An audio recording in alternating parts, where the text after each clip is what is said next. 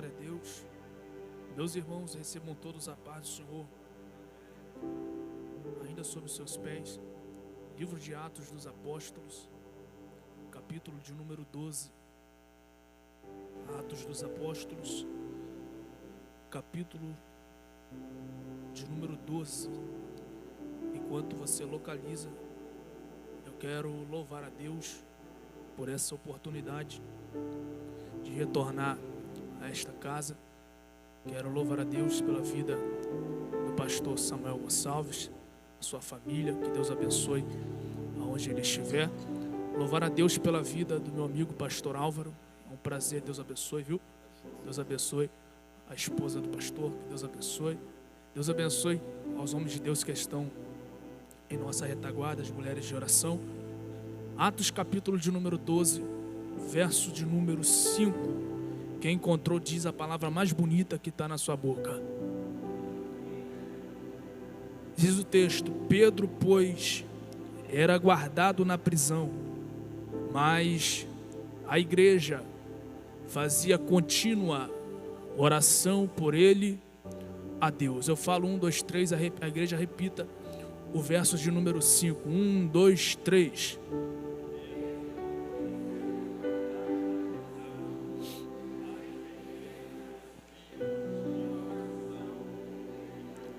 Tome teu assento, fazendo aquele barulho que o diabo odeia que você faz. Glória a Deus. Meus irmãos, nesta breve oportunidade, Deus ele colocou essa palavra no meu coração. Pedro, a igreja primitiva vivenciou uma perseguição muito grande neste tempo. A igreja primitiva está enfrentando a perseguição pelas mãos de Herodes. Diz a Bíblia que Herodes está percebendo que a igreja está crescendo, que a igreja está evoluindo. Herodes, não satisfeito com o crescimento da igreja, Herodes não satisfeito com a proporção que a igreja está tomando, diz a Bíblia que ele vai se levantar, vai começar a querer coagir alguns da igreja para os maltratar. Observe que Herodes, ele vai matar a Tiago, irmão de João, filho de Zebedeu. E diz o texto que Herodes, quando mata Tiago a fio de espada, diz a Bíblia que os judeus vão gostar da sua atitude, os judeus vão aplaudir a atitude de Herodes. Observe que Herodes, percebendo que os judeus aplaudiram, gostaram da sua atitude de ter matado a Tiago a fio de espada, diz a Bíblia que ele vai continuar mandando prender também a Pedro. A verdade é que a vontade de Herodes é matar Pedro, gente, na ocasião que está tendo. Só que Herodes percebe que o judeu é um povo religioso demais. Herodes percebe que por mais que a sua vontade é matar, acabar com a vida do Pedro, ele não vai poder fazer isso nesse momento, porque diz a Bíblia que estava acontecendo a festa dos pães asmos. Observe que Herodes, não podendo matar Pedro, Herodes vai criar uma segunda estratégia. E pregador, qual é a próxima estratégia de Herodes? A próxima estratégia de Herodes é que, já que eu não posso matar Pedro na ocasião que está tendo, eu vou planejar em prender a Pedro.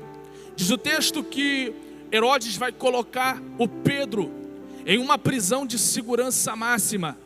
Diz a Bíblia que ele vai enviar o total de 4 quaternos de soldados para vigiar Pedro, para passar o olho em Pedro. Eu fiquei me perguntando, gente, o porquê que Herodes envia esse tanto de soldados para vigiar Pedro. O porquê que Herodes enviou 4 quaternos de soldados para vigiar apenas o Pedro. Percebe que Herodes, ele tem conhecimento que Pedro já fugiu de uma prisão. Então, na mentalidade de Herodes, ele tem que investir agora dobrado, porque ele sabe do que o Pedro é capaz de fazer. Observe que Herodes não está tocando em qualquer um. O porquê que Herodes envia 16 soldados para vigiar apenas uma pessoa. Gente, Herodes não é bobo, Herodes é inteligente. E além de ser inteligente, ele é estrategista. Ele sabe muito bem quem é o Pedro dentro da igreja. Herodes sabe contra quem ele está se levantando. Herodes sabe quem é o pastor Pedro, pregador. O porquê que Herodes vai investir dobrado contra a vida do Pedro? É muito simples. Você tem conhecimento que Pedro não é qualquer um. O Pedro dentro da igreja, gente, ele é tão importante. Ele é tão importante que o Pedro, ele não é apenas pastor, mas ele é também alguém que tem intimidade com Jesus. Pregador, como assim? Em Mateus capítulo de número 16, diz a Bíblia que Jesus vai interrogar os seus discípulos, dizendo: quem a multidão diz que eu sou? Aí os discípulos logo vão falar para Jesus: ó Jesus, uns dizem que tu és João Batista, outros dizem que tu és Elias, outros dizem que tu és um dos profetas. Observe que Jesus, em Mateus capítulo 16, ele vai interrogar os discípulos, logo com uma outra pergunta dizendo: para a multidão eu sou João Batista, para a multidão eu sou um dos profetas, mas eu vou interrogar vocês aqui, e para vocês quem sou eu? Eu imagino os discípulos, gente, olhando um para o outro e dizendo: eu quero ver quem vai ter a intimidade de falar quem é Jesus agora. Eu quero ver quem vai ter coragem de declarar quem é Jesus. O Pedro corajoso, o Pedro olha para Jesus e diz: eu sei quem tu és. Então quem eu sou, Pedro? Tu és o Cristo, o Filho do Deus vivo.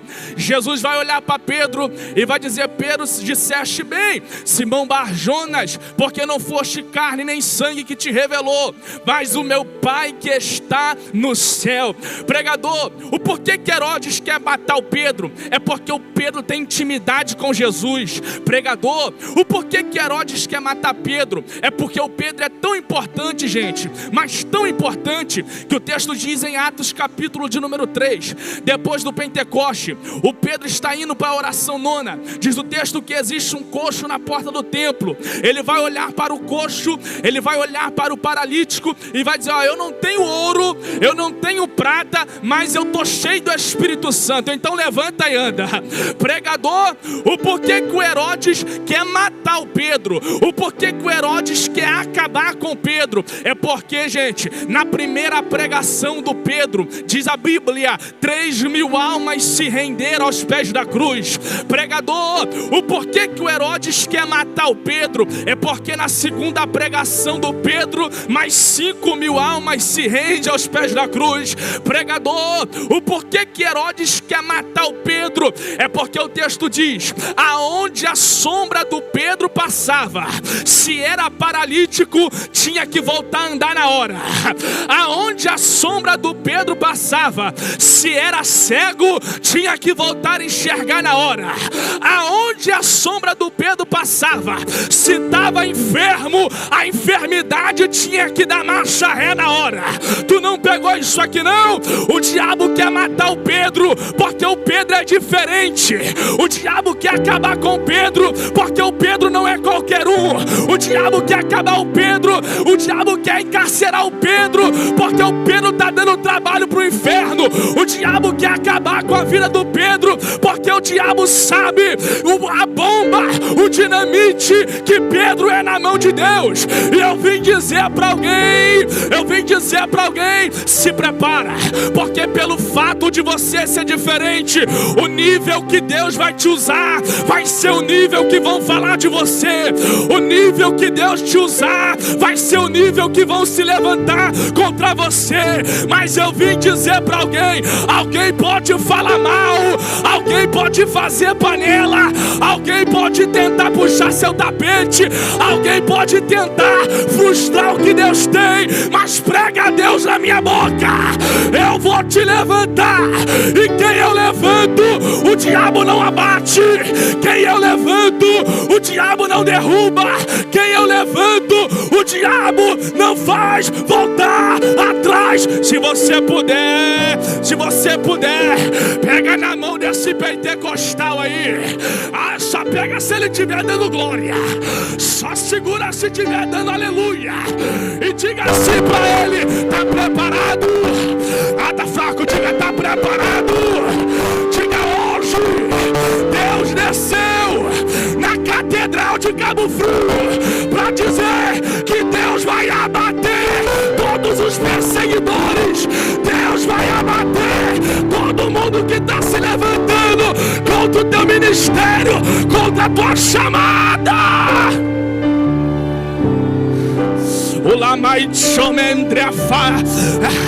Eu estou sentindo, eu estou sentindo a presença do guerreiro do meu lado. E Deus me trouxe para dizer: eu vou abater os planos de Herodes contra a tua história.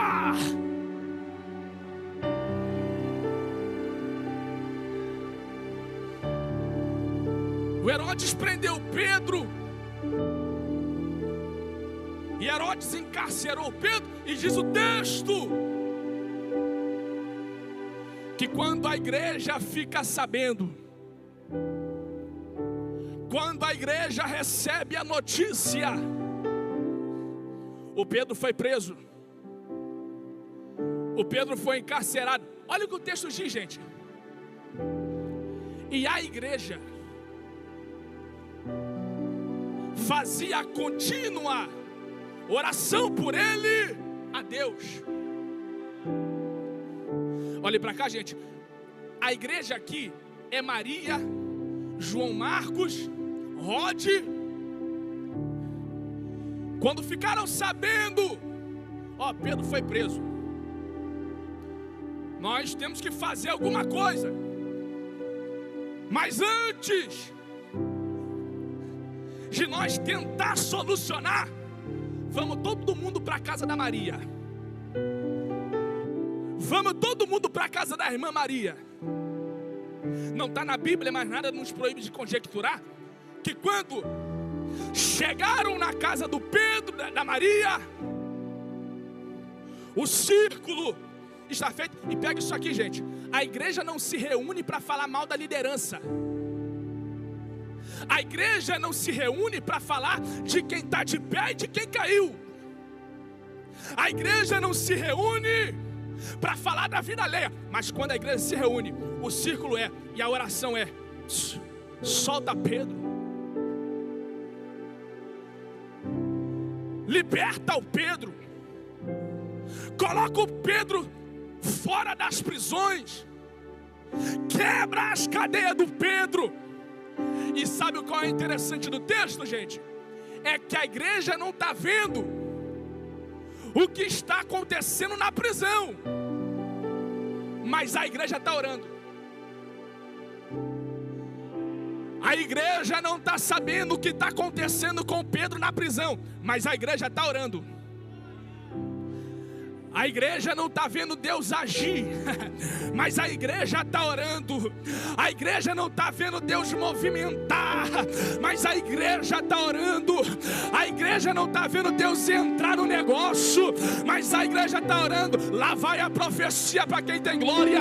E a profecia é: através da sua insistência, Deus está quebrando toda resistência. Toda resistência. Deus sabe, mulher, o quanto tu já buscou. Deus sabe o quanto você já correu atrás.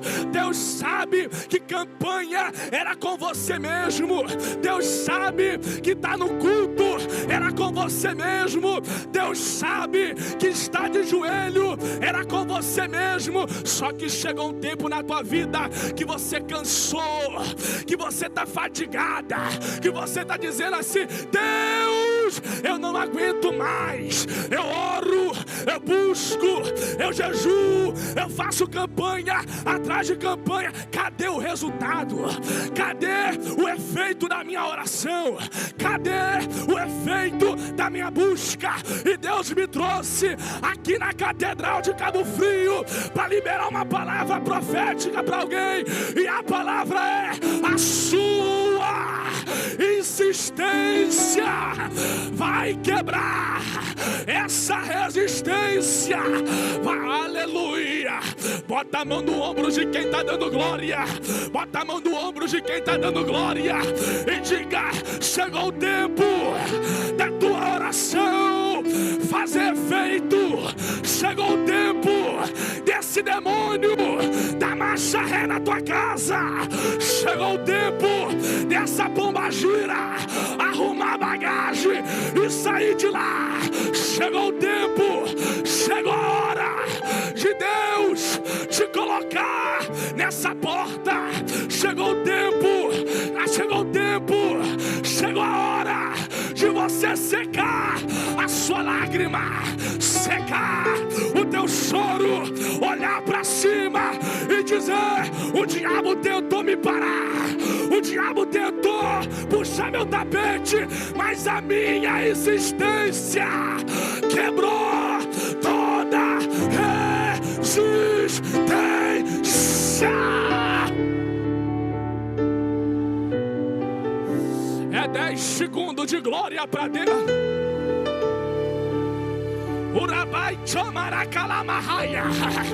Deus me trouxe para dizer para alguém: chegou o tempo, chegou a hora de eu visitar tua família. Chegou o tempo de eu rasgar a certidão de divórcio.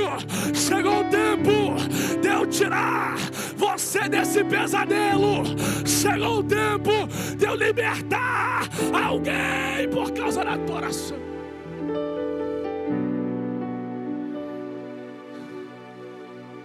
E a igreja está orando.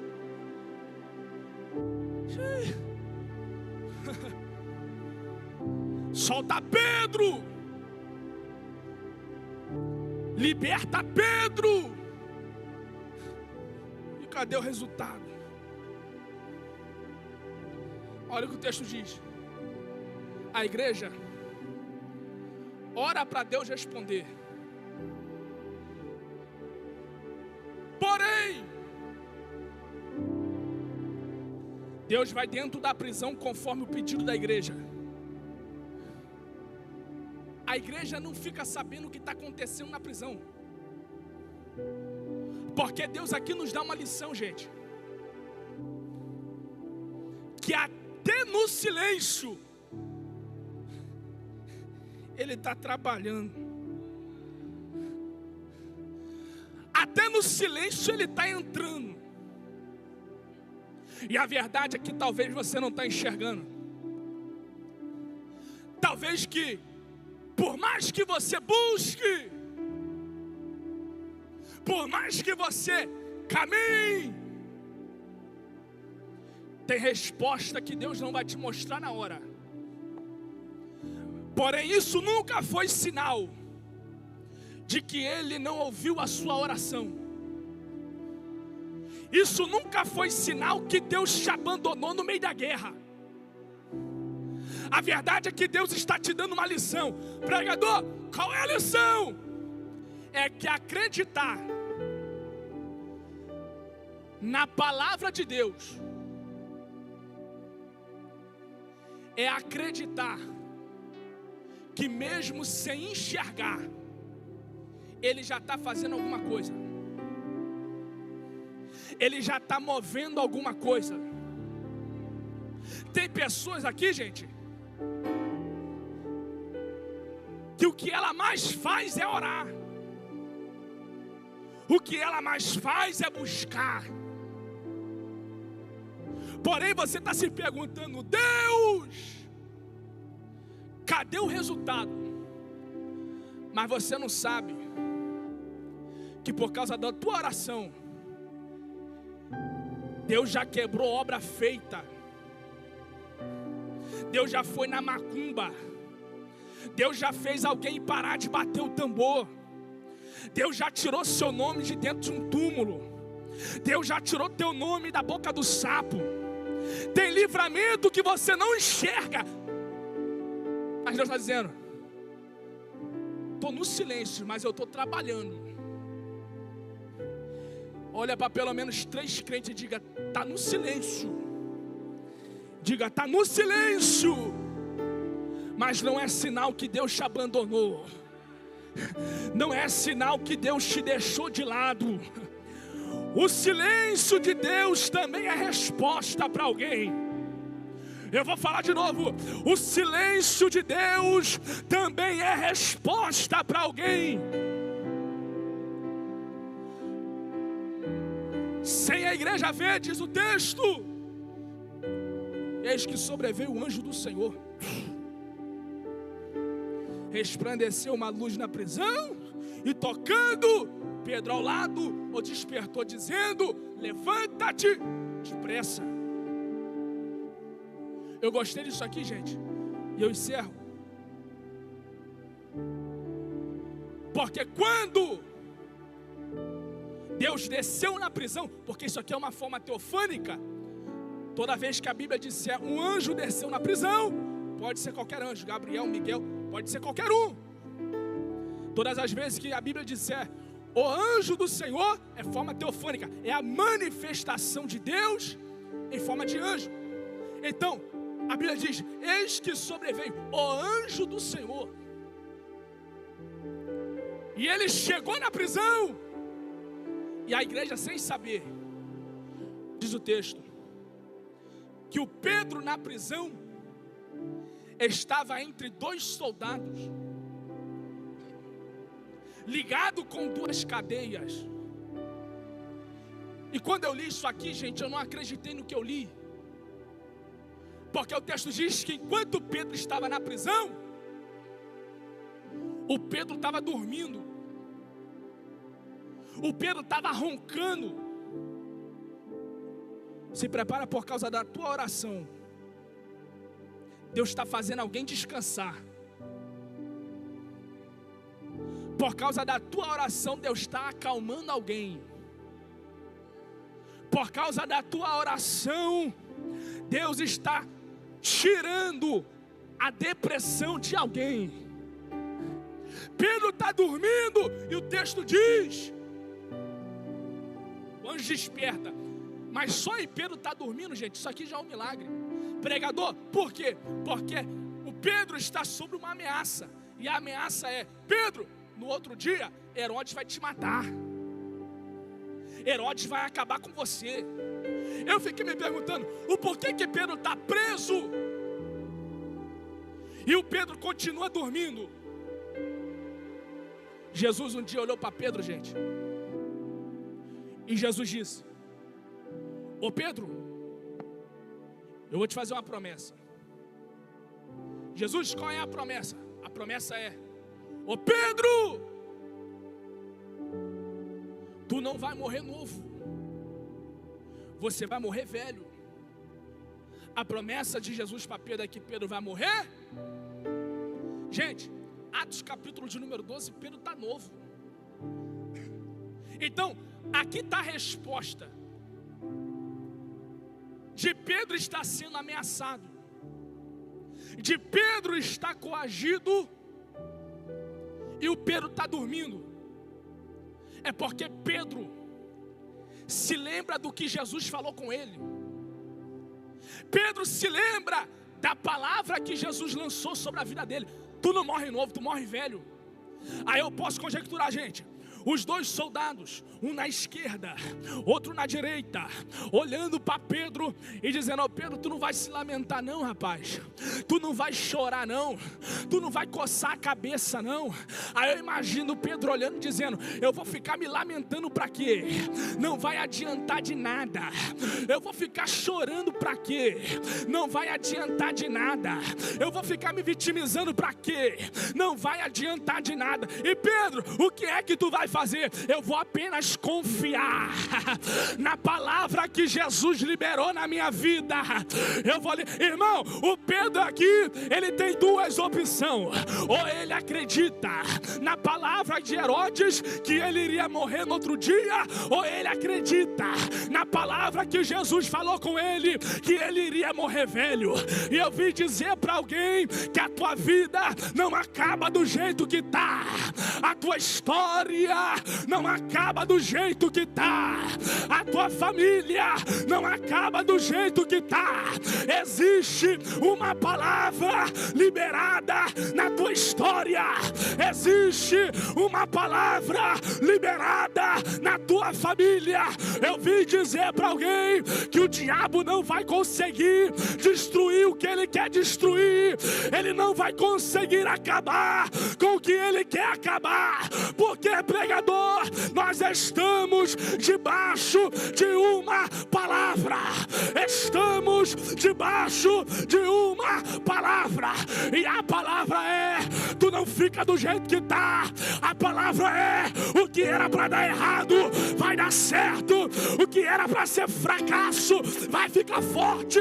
Eu vim dizer para alguém: se prepara, a palavra está de pé, a promessa está de pé, não é tempo de recuar. Ai, se você pode, pega na mão desse pentecostal aí. Pega na mão desse pentecostal aí. Pega na mão desse pentecostal. Pega na mão dessa mulher de Deus aí. Pega na mão dessa vaza de Deus aí. E diga: existe uma palavra sobre a tua história. Existe uma palavra sobre o teu ministério. Problema de quem falou mal, problema de quem se levantou. Eu não fico com a palavra de Herodes, eu fico com a palavra que Jesus liberou. Abre a tua boca, abre a tua boca por 30 segundos. Libera o glória que está engasgado aí agora.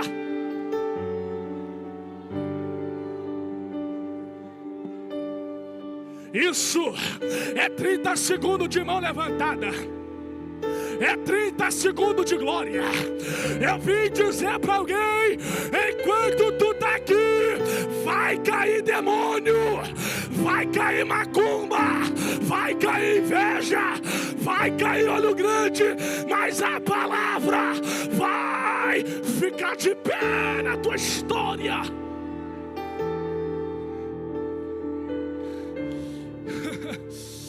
Não acaba do jeito.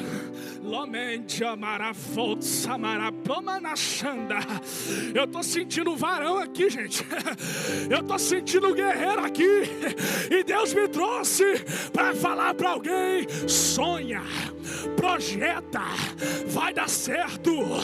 Faz planos, vai dar certo. O teu problema não é o teu compromisso, não é contra quem se levantou. O teu compromisso é com a palavra que Jesus liberou na tua história.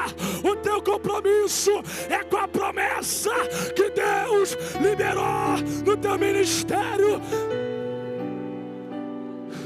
Quem pode liberar o glória? Quem pode liberar o aleluia? Quem pode liberar a língua estranha?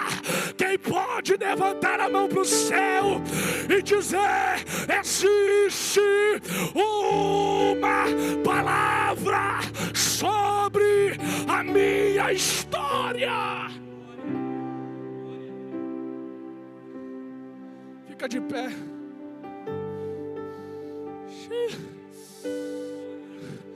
Barafai jo mendere mariasa. Uriasai jo mende kalamashandara promana kandara promana raya.